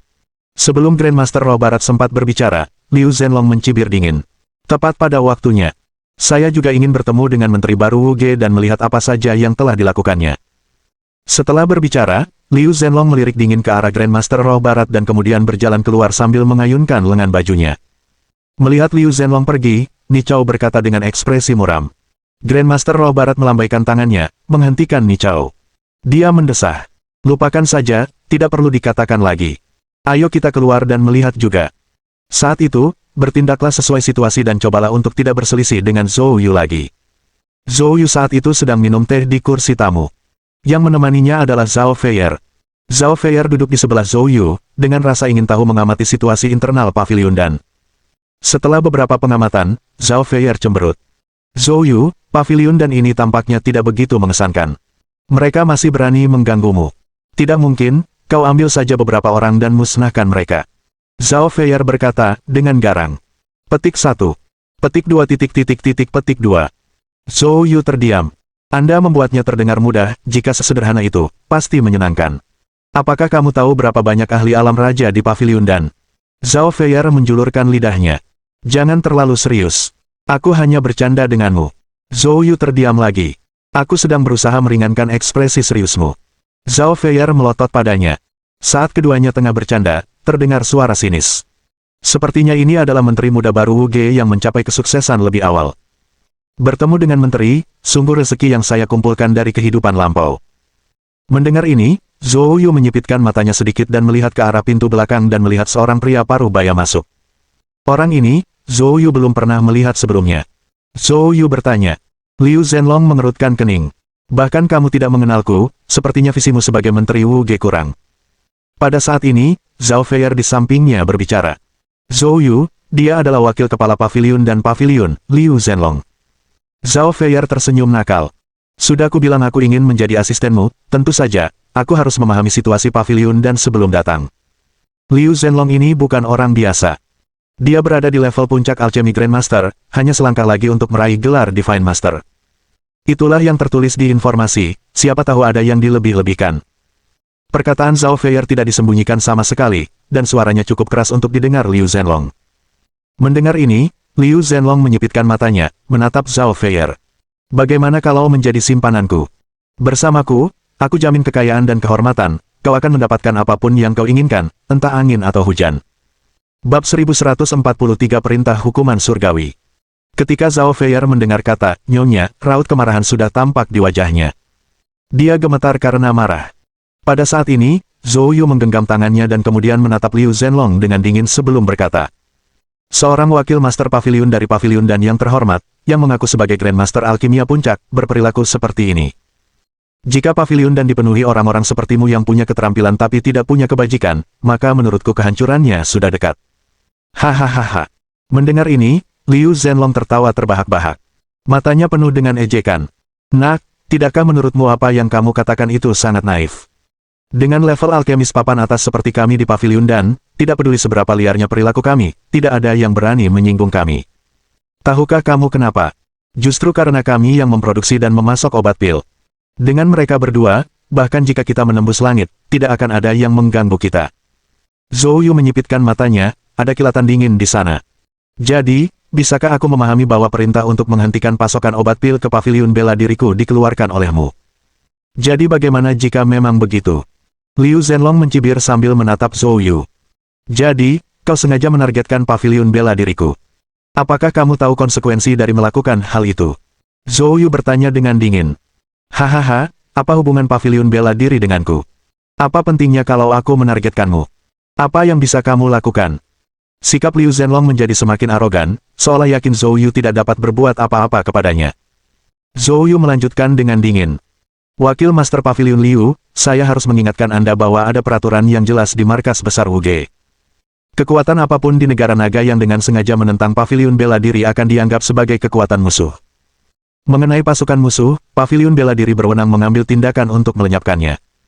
Mendengar ini, ejekan di wajah Liu Zhenlong menjadi semakin intens. Apakah kamu mengancamku? Pavilion danku secara tepat menargetkan Pavilion Bela Dirimu, dan apa yang bisa dilakukan oleh seorang menteri Pavilion Bela Diri sepertimu? Kecuali kau bisa membuat semua petinggi di markas besar Wuge mendengarkanmu dan mengirim para ahli untuk menangani Pavilion dan kita. Apakah Anda bisa? Kalau tidak, maka diamlah dengan patuh. Zhou Yu mengangguk. Memang, aku tidak bisa melakukan itu. Tapi, seseorang bisa. Saat berbicara, Zhou Yu tiba-tiba mengeluarkan ponsel dari sakunya. Layar ponsel menyala, menunjukkan panggilan sedang berlangsung. Nama di ujung sana adalah Ye Mengmin. Bahkan sebelum datang ke Pavilion dan, Zhou Yu sudah membuat persiapan. Dia secara khusus berkonsultasi dengan Ye Mengmin, menanyakan apakah ada cara untuk menyelesaikan situasi tersebut jika Pavilion dan terus-menerus dan dengan jahat menargetkan Pavilion Bela Diri. Ye Mengmin bertanya dengan bingung. Apakah kamu tidak memiliki perintah hukuman surgawi? Pernyataan ini membuat Zhou Yu tercengang. Bisakah benda ini mengatur kekuatan lain? Ye Mengmin menjawab tanpa berkata apa-apa. Kau pikir aula hukuman hanya untuk pertunjukan? Selain mengawasi Pavilion Bela Diri, aula hukuman juga memantau semua kekuatan musuh di negara naga. Jika ada yang dengan jahat menyerang Pavilion Bela Diri, selama ada cukup bukti yang menunjukkan bahwa mereka adalah pasukan musuh, kami bisa menanganinya. Pada titik ini, dia berhenti sejenak dan melanjutkan. Zhou Yu, sepertinya kau belum sepenuhnya memahami kekuatan ordo hukuman surgawi yang kau miliki. Zhou Yu tidak dapat menahan tawa getirnya. Bagaimana dia bisa tahu kekuatan benda ini? Tetapi sekarang, mendengar Ye Mengmin mengatakan ini, tampaknya itu cukup berguna. Ye Mengmin melanjutkan. Bagaimana kalau begini? Kalau ada situasi khusus, hubungi saja aku. Aku bisa bantu memperkuat bukti dari pihakku, lalu kamu bisa langsung bertindak. Jika kau tidak punya cukup orang di pihakmu, aku bisa mengirim personel dari aula hukuman. Dengan kata-kata Ye Mengmin ini, Zhou Yu merasa cukup percaya diri. Jadi, ketika Liu Zhenlong tiba lebih awal, Zhou Yu telah diam-diam menelepon Ye Mengmin. Perkataan Liu Zhenlong barusan didengar secara keseluruhan oleh Ye Mengmin di ujung sana. Pada saat ini, Zhou Yu meletakkan telepon pada speaker. Saudara Ye, sekarang giliranmu untuk berbicara, kata Zhou Yu sambil tersenyum tipis. Seketika, suara Ye Mengmin terdengar melalui telepon. Wakil Master Pavilion Liu, saya Ye Mengmin, Direktur Divisi ke-6 Aula Hukuman. Wajah Liu Zhenlong membeku saat mendengar ini, lalu dia berkata dengan muram. Direktur Ye, ini masalah antara Pavilion dan Pavilion Bela Diri Hucheng. Sebagai anggota aula hukuman, tampaknya Anda tidak memiliki yurisdiksi atas masalah ini. Kalaupun ada campur tangan, itu harus dilakukan oleh seseorang dari markas besar Wuge. Ye Mengmin mencibir. Wakil Master Pavilion Liu tampaknya sangat memahami peraturan aula hukuman Pavilion Bela Diri kita. Memang, dalam keadaan normal, masalah Pavilion Bela Diri setempat seharusnya diselesaikan oleh markas besar Wuge. Namun, kebetulan, selain menjadi Menteri Pavilion Bela Diri Hucheng, Zhou Yu juga memegang posisi di Departemen Inspeksi Disiplin Aula Hukuman saya. Jadi, dia tidak hanya mewakili Pavilion Bela Diri Hucheng, tetapi juga aula hukumanku. Wakil Master Pavilion Liu, saya telah mendengar semua kata-kata Anda sebelumnya, dan saya juga telah mencatatnya. Berdasarkan pernyataan Anda, kami punya cukup alasan untuk menyimpulkan bahwa komposisi Pavilion dan saat ini cukup rumit dan sudah saatnya untuk membersihkannya. Bab 1144 Berhenti. Pada saat yang sama, Grandmaster Roh Barat dan yang lainnya juga tiba. Mendengar perkataan Ye Mengmin, Grandmaster Roh Barat dan yang lainnya semuanya menunjukkan ekspresi terkejut. Mereka tidak menyangka Zhou Yu akan memiliki identitas seperti itu. Ini sungguh luar biasa. Untuk sesaat, Grandmaster Roh Barat menatap Zhou Yu dengan mata penuh ketakutan. Apa asal-usul pemuda ini? Setelah sesaat terkejut dan marah, Liu Zhenlong tiba-tiba mencibir. Apakah wakil kepala Ye berbicara tentang saya? Mau membersihkanku? Kamu mungkin tidak memenuhi syarat. Coba dan lihat. Ye Mengmin berkata tanpa basa-basi. Zhou Yu, kau bisa mengalahkan orang ini, kan? Turunkan dia dan tangani dia sesuka hati. Jika para ahli dari Pavilion dan berani bertindak, aula hukuman akan mengirimkan para ahli untuk menyelesaikan masalah ini. Kata-kata Ye Mengmin sangat mendominasi. Dia sama sekali tidak menatap Liu Zhenlong. Setelah menutup telepon, mata Zhou Yu berkedip dingin. Wakil Master Pavilion Liu, saya akan bertanya sekali lagi, apakah benar Pavilion dan tidak akan pernah memasok obat pil ke Pavilion bela diri lagi? Liu Zhenlong mencibir. Tentu saja tidak. Asalkan kau berlutut dan bersujud kepadaku 3 kali, menunjukkan kesetiaanmu kepada Pavilion dan, aku pun bisa menerima Pavilion bela diri milikmu. Ketika kita semua satu keluarga, penyediaan obat pil tentu tidak akan menjadi masalah. Mendengar ini, Zhou Yu menyipitkan matanya. Kalau begitu, aku akan berurusan denganmu terlebih dahulu. Sambil berbicara, Zhou Yu bergerak. Meskipun Liu Zhenlong merupakan seorang Grandmaster Alkimia papan atas, tingkatan kultivasi bela dirinya terbilang cukup rata-rata, setidaknya di mata Zhou Yu, itu bukanlah apa-apa. Namun, lelaki tua di samping Liu Zhenlong bukanlah orang biasa. Pada saat Zhou Yu bergerak, orang tua itu juga bergerak. Hanya untuk melihat sosok lelaki tua itu berubah menjadi bayangan abu-abu, langsung muncul di depan Zhou Yu, memblokir serangan Zhou Yu dengan tinjunya yang terangkat. Seorang ahli dapat dikenali dari langkah pertama. Zhou Yu belum pernah menyelidiki kekuatan lelaki tua itu sebelumnya, tetapi sekarang ia bisa melihatnya segera setelah lelaki tua itu bergerak. Anehnya, lelaki tua itu adalah seorang ahli di puncak alam suci. Terlebih lagi, dia bukan orang biasa seperti Gu Shengchuan. Tentu saja, meskipun dia memang sedikit lebih kuat dari rata-rata puncak alam suci, Zhou Yu tetap tidak menganggapnya layak untuk mendapat perhatiannya. Tanpa sepatah kata pun, Zhou Yu langsung mengaktifkan Nether Fire True Ki dan melancarkan serangan telapak tangan. Nether Fire True Ki yang membakar berubah menjadi seekor naga api, membawa kekuatan penghancur saat meraung ke arah lelaki tua itu. Wajah lelaki tua yang awalnya tanpa ekspresi itu tiba-tiba berubah. Dia segera mengaktifkan Gangjin seluruh tubuhnya untuk melawan. Akan tetapi, wujudnya langsung ditelan oleh Nether Fire True Ki. Ledakan. Pada saat ditelan, lelaki tua itu melepaskan semburan Gangjin ke seluruh tubuhnya, menyebarkan Nether Fire True Ki yang mengelilinginya. Namun pada saat yang sama, seluruh tubuhnya sudah hangus, banyak bagian tubuhnya mengeluarkan banyak darah. Hanya dengan satu gerakan, lelaki tua puncak alam suci ini sudah terluka. Melihat pemandangan ini, wajah Liu Zhenlong berubah drastis. Dia tidak menyangka kekuatan Zhou Yu sudah mencapai tingkat seperti itu. Dia sangat menyadari kekuatan pengawalnya, yang mendekati tingkat keahlian daftar manusia. Namun dia tidak dapat menahan satu gerakan pun dari Zhou Yu. Mungkinkah kekuatan anak ini telah mencapai tingkat yang sebanding dengan ahli daftar manusia? Saat Liu Zhenlong masih terkejut, Zhou Yu tanpa ragu mengacungkan jari ke udara. Kekuatan jari dari jari api meledak berubah menjadi meteor api yang langsung menembus dada lelaki tua itu. Orang tua itu menjerit kesakitan dan terbang mendatar. Zhou Yu bahkan tidak meliriknya, tatapannya langsung tertuju pada Liu Zhenlong. Menentang Pavilion bela diri dan tidak menghormati aula hukuman, kau pantas mati. Zhou Yu hendak memberikan pukulan mematikan. Namun tepat pada saat itu, tekanan yang mengerikan turun. Hal ini membuat Zhou Yu, yang hendak bergerak, gemetar seluruh tubuhnya. Ia berhenti dan segera melihat keluar. Hanya untuk melihat sosok yang dikenalnya muncul, berdiri di depan Zhou Yu. Raja Awan. Zhou Yu mengerutkan alisnya. Orang yang datang adalah Raja Awan. Raja Awan menatap Zhou Yu, ekspresi rumit terpancar di matanya, lalu berkata dengan wajah muram. Di wilayah Pavilion Danku, beraninya kau mencoba membunuh alkemis tingkat tinggiku. Zhou Yu, apakah kau benar-benar berpikir tidak ada seorang pun di Pavilion Danku? Zhou Yu mengerutkan kening saat dia menatap Raja Awan. Dia tidak mengerti apa yang sedang direncanakan Raja Awan. Mengapa dia turun tangan untuk menghentikannya? Zhou Yu menatap Raja Awan dengan dingin tanpa berbicara. Raja Awan berhenti sejenak, lalu menoleh ke Grandmaster Roh Barat dan yang lainnya, dan berkata, "Pergilah, bawa dia turun agar cepat sembuh. Wakil Master Pavilion Liu, kau juga harus pergi. Serahkan urusan ini padaku." Mendengar kata-kata Raja Awan, Liu Zhenlong memelototi Zhou Yu dengan marah, berkata, "Raja Awan, bocah ini benar-benar berani membunuhku, kau harus membunuhnya sekarang." Raja Awan mengerutkan kening. Liu Zhenlong, apakah kau memerintahku? Dia segera menundukkan kepalanya. Senang mengetahuinya, lakukan seperti yang kukatakan. Liu Zhenlong awalnya tidak mau, tetapi dia tidak punya pilihan lain selain mematuhi perintah dan bersama dengan Grandmaster Roh Barat dan yang lainnya, membantu lelaki tua yang terluka itu jatuh. Setelah semua orang pergi, Raja Awan menghela napas, menatap Zhou Yu, dan berkata, "Adik muda, bukan berarti aku ingin menghentikanmu. Itu benar-benar karena Liu Zhenlong tidak bisa dibunuh." Zhou Yu memasang wajah muram dan bertanya. Raja Awan berkata perlahan, "Karena dia adalah murid langsung dari Aula Tuan Tua." Aula Tuan Tua. Zhou Yu tertegun.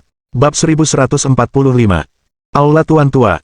Raja Awan tampak sangat waspada terhadap topik ini, menggelengkan kepalanya dan berkata, "Adik muda, Mengenai urusan aula penguasa tua, aku tidak bisa memberitahumu lebih banyak, kau harus mencari tahu sendiri.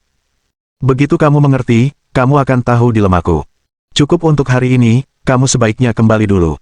Mendengar ini, meskipun Zhou Yu masih memiliki banyak pertanyaan, dia tidak tinggal lebih lama. Setelah meninggalkan paviliun dan, Zhou Yu segera menelepon Ye Mengmin. Begitu panggilan tersambung, Ye Mengmin tertawa terbahak-bahak dan berkata, "Zhou Yu, apakah kamu sudah mengalahkan orang tua sombong itu?" Zhou Yu menggelengkan kepalanya dan berkata, "Oh." Ye Mengmin tertegun dan berkata tanpa diduga. Zhou Yu tidak menjawab tetapi bertanya, "Saudara Ye, apakah kau tahu tentang aula penguasa tua?" Mendengar kata-kata aula penguasa lama, bahkan melalui telepon, Zhou Yu dapat merasakan senyum Ye Mengmin membeku di ujung sana. Setelah hening sejenak, Ye Mengmin dengan cepat bertanya, "Apa yang telah terjadi?" Zhou Yu dengan tenang berkata, "Liu Zhenlong tampaknya adalah murid langsung dari aula penguasa lama." Untuk sesaat, dia kehilangan kata-kata. Zhou Yu bertanya dengan bingung. Entitas macam apakah aula penguasa tua ini? Aula penguasa lama adalah salah satu kekuatan tersembunyi. Ya, mirip dengan Sekte Tao dan Gerbang Bagua, kekuatan tersembunyi ini. Aula penguasa lama terkenal karena alkimianya. Teknik alkimia mereka sebagian besar berasal dari teknik alkimia kuno yang diwariskan dari zaman kuno, jauh lebih hebat daripada teknik alkimia di tempat-tempat seperti paviliun dan sekarang. Yang lebih mengesankan lagi, para alkemis mereka dapat, setelah mencapai tingkat tertentu, menggunakan pil untuk memasuki Dao, dan kekuatan mereka tidak kalah dari beberapa seniman bela diri yang kuat. Intinya, para pewaris balai raja lama biasanya memiliki latar belakang keluarga terkemuka di ibu kota. Sebelumnya aku bertanya-tanya, Liu Zhenlong tampaknya tiba-tiba muncul di paviliun dan kota Hu, dan dengan dominasi seperti itu. Sekarang semuanya jelas. Jika tebakanku benar, Liu Zhenlong mungkin secara khusus dikirim dari ibu kota untuk mengendalikan paviliun dan kota Hu. Kalau begitu, orang ini memang sulit untuk dihadapi. Sulit untuk dihadapi. Zhou Yu mengerutkan kening. Ye Mengmin menarik napas dalam-dalam dan berkata, "Kau juga melihatnya, bahkan Raja Awan keluar untuk menghentikanmu. Jadi, untuk menghadapinya, kau harus memiliki kekuatan untuk mengalahkan seniman bela diri King Realm. Lagi pula, kau harus punya kekuatan untuk menghancurkan seniman bela diri alam raja tahap awal." Mendengar ini, Zhou Yu menyipitkan matanya, tatapannya berkedip terus-menerus. Tampaknya, dalam jangka pendek, sungguh tidak mungkin melakukan apapun terhadap paviliun dan ini. Tampaknya, ia masih perlu menyelesaikan sendiri masalah obat pil itu terlebih dahulu. Setelah mengobrol beberapa kata lagi dengan Ye Mengmin, Zhou Yu menutup telepon. Kemudian, dia langsung kembali ke paviliun bela diri. Setelah kembali ke paviliun bela diri, Lin Yinfei dan yang lainnya telah menyiapkan semua bahan obat. Karena semuanya merupakan bahan untuk memurnikan pil yang umum digunakan, gudang paviliun bela diri memiliki persediaan yang besar. Jadi, persiapannya cepat. Melihat tumpukan bahan obat yang tersusun seperti gunung di depannya, Zhou Yu menghela napas. Di sampingnya, Lin Yinfei tersenyum canggung. Zhou Yu menatapnya sekilas. Kemudian dia menyuruh semua bahan obat dikirim langsung ke ruang alkimia. Zhou Yu berencana untuk segera memulai alkimia. Lagi pula, masalah ini tidak bisa ditunda. Tak lama kemudian, Zhou Yu mulai menekuni alkimia. Semenjak Zhou Yu memasuki tahap tengah alam suci pemurnian Qi, dia telah menggunakan Nether Fire True Qi untuk alkimia. Pertama, itu dapat meningkatkan kemampuan pengendalian tembakannya. Kedua, Nether Fire True Qi memiliki kualitas tertinggi di antara semua True Qi miliknya, jauh lebih efektif daripada api biasa, dan pil yang dimurnikan memiliki khasiat yang jauh lebih kuat. Sambil memurnikan pil, Zhou Yu juga terus berpikir. Sekarang kultivasi pemurnian Qi-nya telah melangkah ke tahap tengah alam suci. Selanjutnya, ia harus mencari cara untuk maju lebih jauh ke alam Sein akhir. Saat ini, ada dua cara untuk memasuki alam Sein akhir. Salah satunya adalah menemukan tempat yang kaya akan energi spiritual, seperti tanah leluhur klan Budarah. Di tempat yang kaya akan energi spiritual, berkultivasi selama 1,5 tahun hampir bisa mencapai terobosan. Namun cara ini membutuhkan energi spiritual yang sangat tinggi, bahkan jika dia sekarang adalah seorang master surgawi dari klan Budarah, tidaklah pantas untuk memonopoli tanah leluhur mereka. Cara kedua adalah dengan mencari cara untuk meningkatkan kualitas beberapa Qi sejati lainnya.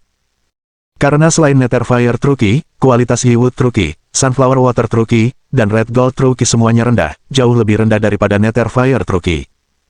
Jika dia dapat meningkatkan satu atau dua jenis Qi sejati ini ke tingkat yang mirip dengan Qi sejati api Nether, dia juga seharusnya dapat menerobos ke alam suci akhir. Akan tetapi, metode kedua memerlukan banyak sekali kebetulan. Lagi pula, Qi sejati ini bukanlah hal biasa yang dapat ditemukan di mana saja. Pemurniannya memakan waktu 3 hari. Setelah 3 hari, Zhou Yu akhirnya memurnikan semua bahan obat menjadi pil. Melihat ribuan botol dan toples di depannya, Zhou Yu menghela napas lega. Pil ini seharusnya cukup untuk digunakan orang-orang paviliun bela diri selama 2 bulan. Adapun setelah 2 bulan, dia akan menemukan waktu untuk menyempurnakannya lagi. Zhou Yu berdiri, meregangkan badan, dan berjalan keluar. Saat dia membuka pintu, Zhou Yu terkejut, ekspresinya langsung tenggelam. Mengapa kamu di sini? Bab 1146. Sebuah pisau. Orang yang membuat wajah Zhou Yu menjadi gelap tidak lain adalah Tong Qiang. Tentu saja, di sampingnya ada Lin Yinfei dan yang lainnya. Setelah lebih dari seminggu, cedera Tong Qiang tampaknya sudah pulih cukup banyak. Pada saat ini, hampir mustahil untuk melihat dampak cederanya pada dirinya. Hanya melihat Tong Qiang mondar-mandir di pintu, dan saat melihat Zhou Yu keluar, ekspresinya berubah dan dia buru-buru melangkah maju. Menteri Zhou. Zhou Yu berkata dengan dingin. Jika aku ingat dengan benar, kau bukan lagi anggota paviliun bela diri Huchengku. Karena kamu tidak lagi terganggu oleh cederamu, kamu bisa pergi. Mendengar perkataan Zhou Yu, Tong Qiang tidak mengatakan sepatah kata pun dan tiba-tiba, dengan suara, gedebuk berlutut tepat di depan Zhou Yu. Zhou Yu mengerutkan kening. Apa yang sedang kamu lakukan? Tong Qiang menatap Zhou Yu dengan mata memohon. Pak Menteri, saya tahu tindakan saya sebelumnya sudah keterlaluan. Aku akan menerima hukuman apapun yang kau anggap pantas untukku. Saya hanya punya satu permintaan, yaitu membalaskan dendam mantan menteri itu. Mantan menteri itu memperlakukan saya dengan sangat baik. Jika saya tidak bisa membalaskan dendamnya secara pribadi, saya tidak akan mati dengan tenang. Saya mohon, berikan saya kesempatan ini. Zhou Yu tidak menyangka orang seperti Tong Qiang mampu merendahkan dirinya seperti ini demi mantan menteri. Hal ini sungguh membuatnya terkejut. Pada saat ini, Lin Yinfei di sebelahnya dengan cepat berbicara. Menteri, jika Anda bisa, biarkan Tong Qiang kembali ke paviliun bela diri Hucheng kami. Meskipun terkadang dia berpikiran sempit, pada dasarnya dia orang yang baik, dan perasaannya terhadap mantan menteri itu memang mendalam. Jia Guang juga mengangguk dan berkata, Pak Menteri, kenapa tidak memberinya kesempatan saja? Lin Yinfei dan Jia Guang keduanya berbicara untuk memohon bagi Tong Qiang. Zhou Yu menyipitkan matanya, menatap Tong Qiang tanpa berbicara. Tong Qiang buru-buru melanjutkan permohonannya, Menteri, saya mohon. Zhou Yu berkata dengan dingin. Demi begitu banyak orang yang memohon padamu, aku mengizinkanmu kembali ke paviliun bela diri Hucheng. Saya tidak bisa mengembalikan Anda ke posisi wakil menteri. Setidaknya tidak untuk saat ini. Mengenai masa depan, apakah Anda dapat dipulihkan atau tidak tergantung pada kinerja Anda. Mendengar ini, Tong Qiang mengangguk berulang kali karena kegirangan. Selama menteri mengizinkanku kembali ke paviliun bela diri dan memberiku kesempatan untuk membalaskan dendam mantan menteri, aku akan menyetujui persyaratan apapun. Zhou Yu mengangguk. Kalau begitu, aku serahkan penanganan mayat Anci padamu. Termasuk penyelidikan penyebab kematian mantan menteri tersebut. Selama kamu bisa menemukan kebenaran dan mengidentifikasi dalangnya, aku akan menghadapinya secara pribadi. Tong Qiang segera berkata setelah mendengar ini. Baik, Menteri. Saya akan melakukan yang terbaik. Zhou Yu melambaikan tangannya. Baiklah, kamu tidak perlu berlutut di sini lagi. Lakukan apa yang perlu kamu lakukan. Zhou Yu memandang Lin Yinfei dan Jia Guang. Awasi semua aktivitas di kota Hu, termasuk keluar masuknya para ahli terkemuka, terutama mereka yang ada di daftar manusia. Baik, Menteri. Lin Yinfei dan yang lainnya segera menanggapi serempak dan kemudian pergi. Tepat ketika Zhou Yu hendak kembali ke kamarnya untuk beristirahat, teleponnya tiba-tiba berdering. Zhou Yu mengeluarkan ponselnya dan melihat Jiang Xin yang menelepon. Xin, ada apa? Ada masalah. Zhou Yu berkata sambil tersenyum. Mendengar Zhou Yu memanggilnya dengan nama panggilannya, wajah Jiang Xin langsung memerah, dan jantungnya mulai berdetak lebih cepat di seberang telepon.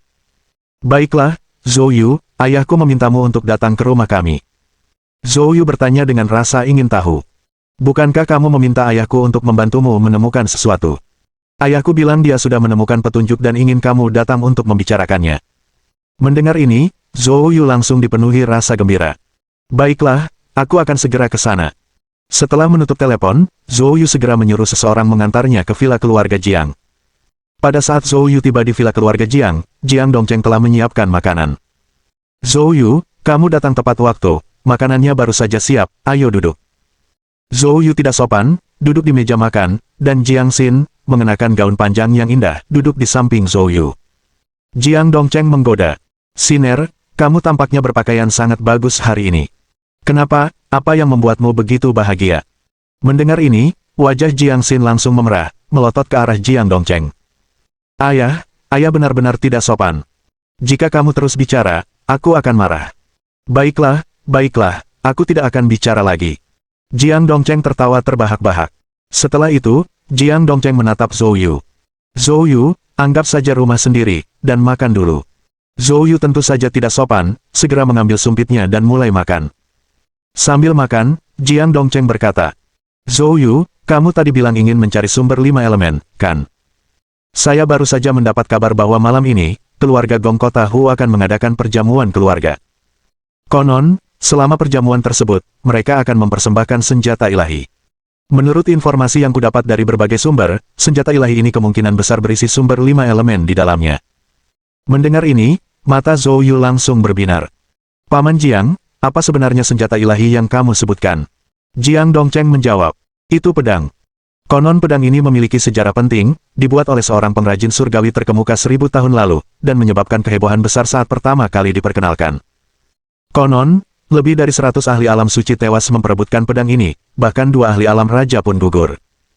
Kemudian, pedang ini berpindah tangan dari satu ahli ke ahli lainnya, dan di bawah bimbingan banyak guru, entah bagaimana ia mengembangkan spiritualitasnya sendiri. Pemilik pedang ini sebelumnya dikatakan sebagai ahli puncak alam raja. Sebelum dia meninggal, dia menyegel wawasan hidupnya ke dalam pedang. Oleh karena itu, untuk mendapatkan pedang ini, seseorang harus mendapatkan persetujuannya. Bab 1147-9 buah kristal Li. Zhou Yu tertegun mendengar kata-kata itu. Dia tidak pernah menyangka ada senjata seperti itu di dunia ini. Melihat reaksi Zhou Yu, Jiang Dongcheng tertawa dan berkata, ngomong-ngomong, pedang ini disebut pedang iblis emas. Namun, saya harus mengingatkan Anda. Banyak orang yang memperhatikan pedang ini sekarang. Tidak berlebihan jika dikatakan bahwa hampir semua pasukan utama di kota Hu telah menerima informasinya. Mendengar ini, Zhou Yu tidak terpengaruh. Dia tersenyum dan berkata, terima kasih sudah memberitahuku, Paman Jiang. Memiliki informasi itu bagus, sedangkan kepada siapa informasi itu akan diberikan, itu tergantung pada kemampuan masing-masing. Melihat Zhou Yu begitu percaya diri, Jiang Dongcheng mengangguk dan berkata, jika kau berpikir seperti itu, maka aku tidak akan berkata banyak. Selain itu, aku akan bercerita tentang keluarga Gong. Di kota Hu, keluarga Gong dianggap kelas atas, tetapi reputasi mereka tidak signifikan. Banyak orang bahkan tidak tahu tentang keberadaan keluarga Gong. Seluruh keluarga mereka sangat rendah hati, fokus pada bisnis dan jarang terlibat dalam urusan besar. Ngomong-ngomong, aneh sekali mereka tiba-tiba memutuskan untuk mengangkat pedang iblis emas kali ini dan mengaku akan menganugerahkannya kepada seseorang yang ditakdirkan. Tindakan mereka sangat aneh. Waktunya terlalu singkat untuk mengumpulkan lebih banyak informasi, tapi kurasa masalah ini mungkin tidak sesederhana itu. Kau harus berhati-hati ketika saatnya tiba. Zhou Yu mengangguk. Baiklah, Paman Jiang, aku akan berhati-hati. Jiang Dongcheng melirik Jiang Xin lalu berkata, biarkan Siner pergi bersamamu malam ini. Zhou Yu terkejut namun segera memahami niat Jiang Dongcheng. Jelas, membawa Jiang Xin bersamanya juga merupakan bentuk perlindungan.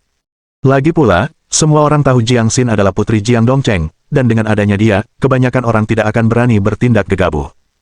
Itu tidak perlu. Zhou Yu dengan cepat menolak. Zhou Yu, dengarkan aku tentang masalah ini. Di sampingnya, Jiang Xin juga melotot ke arahnya. Apakah aku merepotkan? Zhou Yu tersenyum pahit dan cepat melambaikan tangannya. Kalau begitu, jangan buang-buang waktu lagi, kata Jiang Xin dengan kesal. Baiklah. Zhou Yu hanya bisa setuju. Setelah selesai makan, Zhou Yu mengambil mobil yang dikirim oleh Jiang Dongcheng bersama Jiang Xin, Paman Wang, dan lainnya, menuju ke keluarga Gong. Dalam perjalanan, Paman Wang memperkenalkan Zhou Yu pada situasi keluarga Gong. Menurut Paman Wang, keluarga Gong saat ini dipimpin oleh generasi muda, dengan kepala keluarga saat ini baru berusia 35 tahun, bernama Gong Ke. Meskipun Gong Ke masih muda, pikirannya sangat tajam. Di bawah kepemimpinannya, keluarga Gong telah berkembang pesat selama 2 tahun terakhir. Tak lama kemudian mobil pun sampai di rumah keluarga Gong. Hari ini adalah jamuan makan keluarga Gong, dan mereka tentu telah mempersiapkan segalanya jauh-jauh hari. Saat Zhou Yu dan yang lainnya tiba, keluarga Gong dihias secara meriah dengan karpet merah dan alunan musik yang dimainkan, menciptakan suasana yang meriah. Untuk memastikan perjamuan hari ini dapat diselenggarakan dengan megah, keluarga Gong bahkan memamerkan beberapa artefak berharga mereka. Di antara mereka ada banyak lukisan terkenal, batu giok antik, dan banyak lagi. Bahkan seseorang seperti Jiang Xin, yang telah melihat sebagian besar dunia, merasa terpesona. Dia dengan bersemangat memperkenalkan asal-usul beberapa harta karun itu kepada Zhou Yu, seperti menghafalnya. Tentu saja, Zhou Yu menganggap hal-hal ini memang bagus tetapi tidak terlalu tertarik. Dia lebih fokus menemani Jiang Xin. Namun, tak lama kemudian, tatapan Zhou Yu terpikat oleh salah satu benda di antara sekian banyak harta karun. Itu adalah 3 buah bening seperti anggur yang disegel dalam kotak giok. Tatapan mata Zhou Yu tertuju pada ketiga buah ini, matanya penuh dengan keterkejutan. Ini adalah buah kristal Jiuli. Saat masih muda, Zhou Yu selalu mengikuti orang tua itu belajar alkimia, dan berulang kali membaca buku kuno berisi resep ramuan ajaib dari orang tua itu. Buku kuno ini mencatat resep ramuan ajaib dari zaman kuno. Banyak resep ramuan di dalamnya, jika bisa disempurnakan, khasiatnya pasti luar biasa. Akan tetapi, ramuan yang dibutuhkan untuk pil ajaib itu hampir bersifat mistis, membuat Zhou Yu meragukan apakah benda itu benar-benar ada. Dalam buku kuno ini, ada pil yang disebut pil mata surgawi. Pil mata surgawi ini dapat mengubah mata seorang seniman bela diri, memberi mereka kemampuan untuk melihat semua ilusi jahat. Jika dipasangkan dengan roh primordial yang kuat, seseorang dapat mengembangkan keterampilan ilahi yang disebut mata hukum destruktif. Hal ini tidak hanya memungkinkan seseorang untuk melihat menembus ilusi jahat tetapi juga tanpa disadari menyerang pikiran seseorang, membuat mereka tidak berdaya. Bahan utama untuk menyempurnakan pil mata surgawi ini adalah buah kristal Jiuli. Ketika Zhou Yu melihat pil ini di buku kuno, dia mendesah memikirkan bagaimana mungkin ramuan luar biasa seperti itu bisa ada di dunia ini. Namun, dia tidak pernah menduga, hari ini, dia benar-benar menjumpainya. Dari segi nilai real, semua pameran di sini jika digabungkan nilainya kurang dari buah kristal Jiuli ini. Namun mengingat sangat sedikit orang yang mengetahui metode pembuatan pil mata surgawi, banyak yang mungkin tidak menyadari nilai sebenarnya dari buah kristal Jiuli. Oleh karena itu, mungkin itulah sebabnya ia ditempatkan di sudut. Zhou Yu. Zhou Yu. Saat Zhou Yu linglung, suara Jiang Xin datang dari sampingnya. Zhou Yu kembali sadar dan mendapati mata indah Jiang Xin menatapnya dengan bingung. Kenapa kamu linglung? Tidak apa-apa. Jiang Xin menunjuk ke pintu. Gongke ada di sini. Zhou Yu menoleh dan melihat sekelompok besar orang masuk, termasuk 2 orang yang memancarkan aura Sein Realm lengkap. Keduanya melindungi seorang pemuda yang tampak sangat muda saat mereka berjalan masuk dengan langkah lebar. Bab 1148. Pedang Iblis Emas. Pria muda ini tidak lain adalah kepala keluarga Gong saat ini, Gongke. Gongke bertubuh ramping dan berpakaian pantas, memancarkan aura menawan namun mudah didekati. Menggambarkannya sebagai orang yang hangat dan lembut seperti batu giok akan sangat tepat. Saat Gongke tiba, seluruh ruang perjamuan menjadi sunyi. Semua orang memandang Gongke, sedikit banyak menunjukkan ekspresi sopan. Gongke tersenyum sambil menatap semua orang. Jadi, saya langsung saja ke intinya. Alasan perjamuan yang diselenggarakan oleh keluarga Gong saya ini adalah untuk melelang beberapa barang koleksi. Barang-barang tersebut sudah dipajang di sini, dan siapapun yang berminat dapat menawar dengan bebas. Mendengar hal itu, teriakan gembira meledak dari kerumunan. Tampaknya banyak yang sangat tertarik dengan harta karun yang dipamerkan oleh keluarga Gong. Suasana di lokasi dengan cepat menjadi hidup kembali. Namun, pada saat itu, sebuah suara yang tidak pada tempatnya menyela. Tuan Gong, saya dengar Anda menyebutkan bahwa perjamuan ini untuk menemukan pemilik pedang iblis emas. Bagaimana sekarang berubah menjadi lelang? Mungkinkah Tuan Gong menggunakan pedang iblis emas sebagai tipu muslihat untuk menipu semua orang agar melelang koleksi Anda? Pernyataan ini membuat suasana yang semula ramai menjadi hening seketika. Semua orang menoleh serempak untuk melihat bahwa pembicara itu cukup penting. Tidak lain dan tidak bukan adalah Han Minghao, tuan muda keluarga Han. Zhou Yu melirik sekelilingnya dan menyadari banyak wajah yang dikenalnya hadir hari ini. Tidak hanya dari keluarga Han, tetapi keluarga Zhu, keluarga Ao, dan keluarga besar lainnya juga mengirimkan perwakilan. Menghadapi kecurigaan Han Minghao, Gongke tersenyum sedikit. Tuan muda Han, tolong jangan terburu-buru. Keluarga Gong saya selalu lebih mementingkan reputasi daripada nyawa. Bagaimana mungkin kami menggunakan cara seperti itu untuk menipu semua orang? Malam ini memang untuk menemukan pemilik yang ditakdirkan untuk pedang iblis emas. Seperti kata pepatah, hal baik datang kepada mereka yang menunggu. Kalian bisa melelang beberapa barang yang kalian suka terlebih dahulu. Setelah semua orang tiba, keluarga Gongku secara alami akan mengeluarkan pedang iblis emas. Tuan muda Han, apakah Anda puas dengan penjelasan ini? Mendengar hal ini, Han Minghao menjawab dengan datar. Kalau begitu, kita tunggu saja sedikit lebih lama. Mendengar ini, Gongke terkekeh dan menatap semua orang. Jika tidak ada pertanyaan lagi, kalian bisa mulai memilih barang yang kalian suka. Aula itu segera kembali semarak. Harus dikatakan, gerakan Gongke sangat cerdik. Perjamuan hari ini dihadiri oleh semua kekuatan besar di kota Hu. Singkatnya, perjamuan itu sendiri merupakan ajang ketenaran dan kekayaan. Ditambah lagi dengan penampilan mengesankan keluarga Gong, tidak ada seorang pun yang ingin kehilangan muka dalam suasana seperti itu. Dengan demikian, pelelangan pun berlangsung sengit. Hanya dalam waktu 1 jam saja, puluhan harta karun terjual. Harga jual rata-rata masing-masing sekitar 1 miliar, dengan harga tertinggi mencapai lebih dari 3 miliar. Dengan kata lain, dalam jam ini, keluarga Gong telah memperoleh lebih dari 100 miliar.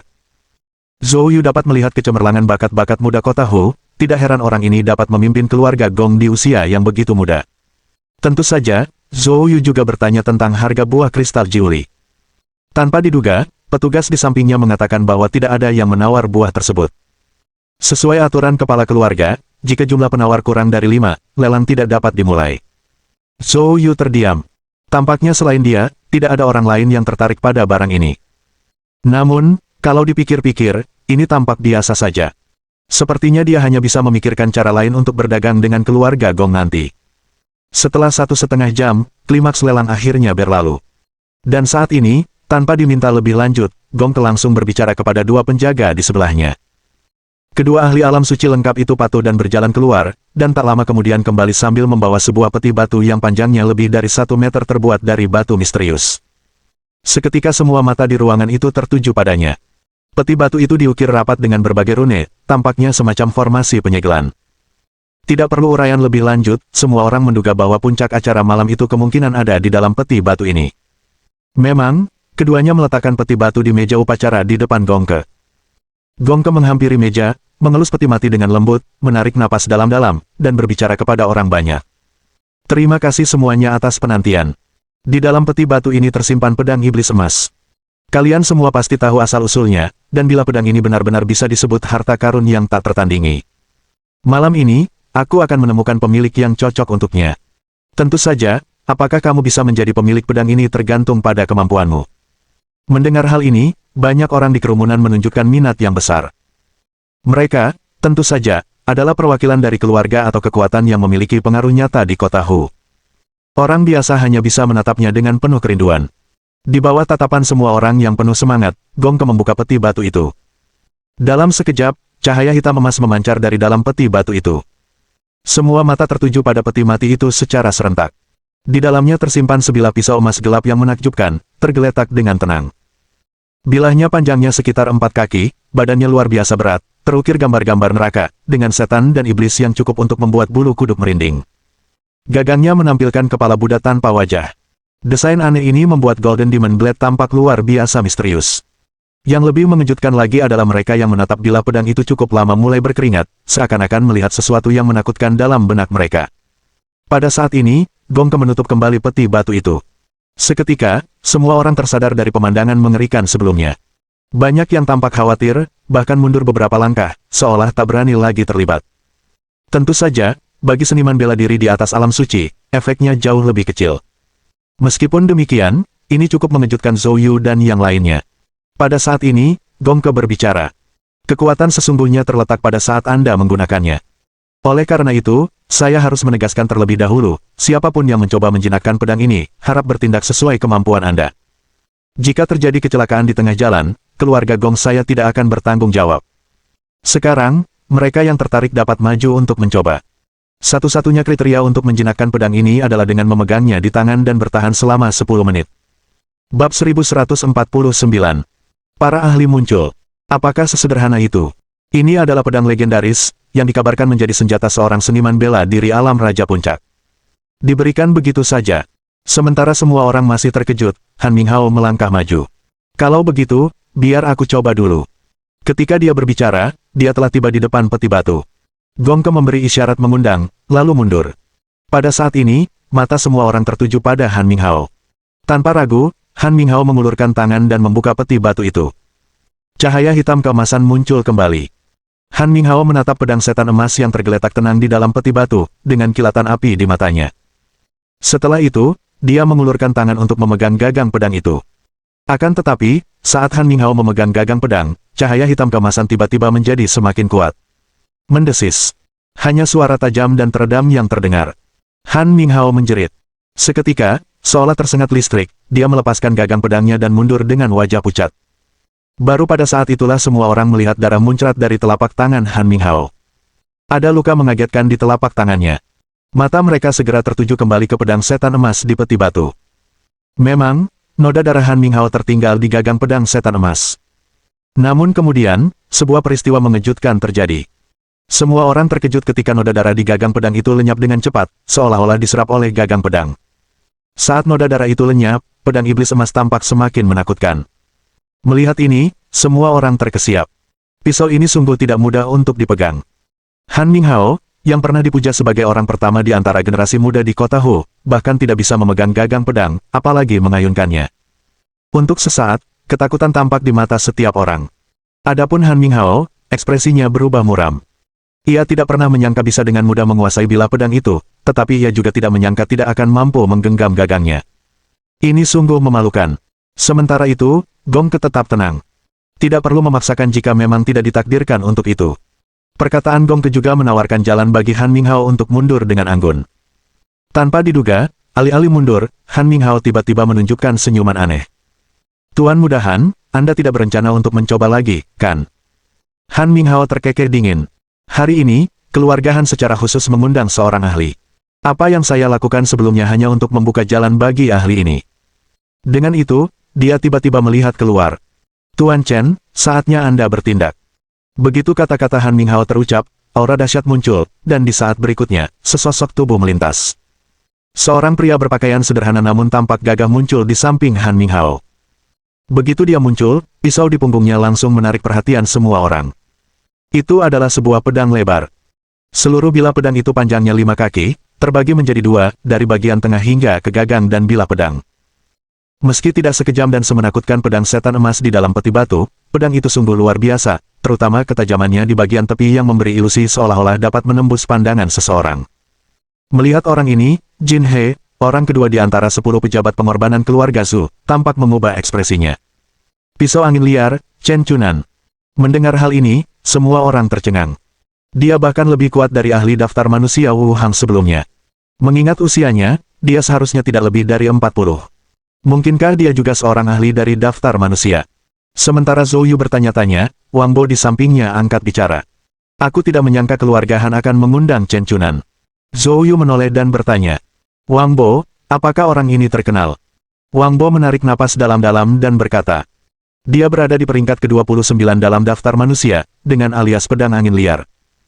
Dia ahli dalam menggunakan pedang dan telah menguasai teknik dahsyat yang disebut teknik pedang angin liar, yang konon dapat menimbulkan badai jika dilakukan dengan kekuatan penuh. Mendengar ini, kilatan tajam melintas di mata Zhou Yu. Memang, seorang ahli daftar manusia. Pada saat ini, tatapan Han Minghao tiba-tiba beralih ke anggota keluarga Ao di kerumunan. Perwakilan keluarga Ao hari ini adalah Ao Ziye, seorang tokoh terkemuka di kalangan generasi muda. Biarkan pakar keluarga Ao Anda menunjukkan diri. Mendengar ini, tatapan semua orang serentak tertuju pada Ao Ziye. Karena Tuan Muda Han bersikeras, aku akan menurutinya. Dengan itu, dia menoleh ke seorang pria berjubah hitam di belakangnya dan berkata, Tuan Mo, giliran Anda. Mendengar ini, lelaki berjubah hitam itu gemetar. Jubah hitamnya langsung hancur berkeping-keping, diikuti oleh aura kekuatan yang luar biasa, tak kalah hebat dari Chen Chunan. Melihat wajah pria ini, ekspresi Wang Bo berubah lagi dan dia berseru. Peringkat 25 dalam daftar manusia, pedang jurang hitam, Mo Yuan. Bab 1150. Saingan yang tangguh. Pada saat ini, orang lain yang hadir juga penuh dengan keterkejutan. Pakar lain dari daftar manusia. Dan peringkatnya bahkan lebih tinggi dari Chen Chunan. Tampaknya keluarga Ao juga datang dengan persiapan yang matang. Pada saat ini, tatapan Zhou Yu juga beralih ke Mo Yuan. Dia samar-samar merasakan aura penindasan dari tubuh Mo Yuan. Sebelumnya, saat menghadapi Wu Hang, Mu Chuan, dan bahkan Chen Chunan, dia tidak pernah merasakan hal ini. Ini menunjukkan bahwa kekuatan orang ini agak mendekati kekuatannya sendiri. Zhou Yu tak dapat menahan diri untuk melirik Mo Yuan sekali lagi, lalu mengalihkan pandangannya ke kamar dagang Tianyu. Baik keluarga Han maupun keluarga Ao telah memperlihatkan kartu mereka, dan sebagai pesaing yang selevel, kamar dagang Tianyu tidak mungkin datang tanpa persiapan. Pada saat ini, banyak orang yang memahami dinamika kekuatan kota Hu juga memandang ke arah kamar dagang Tianyu. Kali ini, orang dari kamar dagang Tianyu adalah wakil presiden lainnya, bernama Wang Hongshan. Melihat mata semua orang tertuju padanya, Wang Hongshan memutuskan untuk tidak menyembunyikan apapun. Karena semua orang telah melakukan persiapan yang matang, kamar dagang Tianyu saya tentu tidak akan mengecewakan. Tuan Li, tolong. Saat suara Wang Hongshan berakhir, seorang pria tak mencolok melangkah keluar dari kerumunan di belakangnya. Pria ini kurus dan tidak terlalu tinggi, hanya sedikit di atas 1,7 meter. Di antara orang banyak, dia tampak sangat biasa. Namun saat dia melangkah maju, semua orang merasakan niat pedang yang sangat tajam meletus darinya. Di mata orang banyak, seolah-olah pria itu tiba-tiba lenyap, digantikan oleh sebilah pedang. Pedang ini sangat tajam, menimbulkan rasa kagum dan hormat. Melihat orang ini, Wang Bo yang berada di samping Zhou Yu menunjukkan ekspresi tidak percaya. Wajahnya penuh dengan keterkejutan. Kamar dagang Tianyu benar-benar mengundangnya. Wang Bo berkata dengan ekspresi bingung. Daftar manusia 12, pedang tanpa bayangan, Li Chanfeng. Mendengar ini, Zhou Yu juga menunjukkan ekspresi terkejut. Daftar manusia 13. Ini adalah peringkat tertinggi yang pernah dilihatnya di daftar manusia, mendekati 10 teratas. Aura yang mengesankan ini memang luar biasa, terutama niat pedang yang terpancar dari Li Chanfeng. Zhou Yu dapat memastikan bahwa orang ini pasti telah mengolah niat pedangnya hingga ke puncak alam surgawi. Jika dia dapat melangkah satu langkah lagi, dia mungkin dapat menciptakan domain pedangnya sendiri. Jika saat itu tiba, dia pasti akan menjadi sosok teratas di dunia seni bela diri. Orang ini tentu saja merupakan musuh yang kuat. Pada titik ini, Wang Bo di sampingnya bergumam. Kepemilikan pedang iblis emas malam ini mungkin tanpa ketegangan. Zhou Yu terkejut. Wang Bo berkata, dengan kemunculan Li Chanfeng, pedang iblis emas pasti miliknya. Mendengar ini, Zhou Yu terkekeh. Belum tentu. Bagi seseorang yang menggunakan pedang untuk menaklukkan bilah pedang, melewati jalan seperti itu tidaklah mudah, menurutku. Mendengar ini, Wang Bo tersenyum kecut dan berkata, jadi, hanya membedakan antara dao pedang dan dao pedang tidak bisa menghentikannya.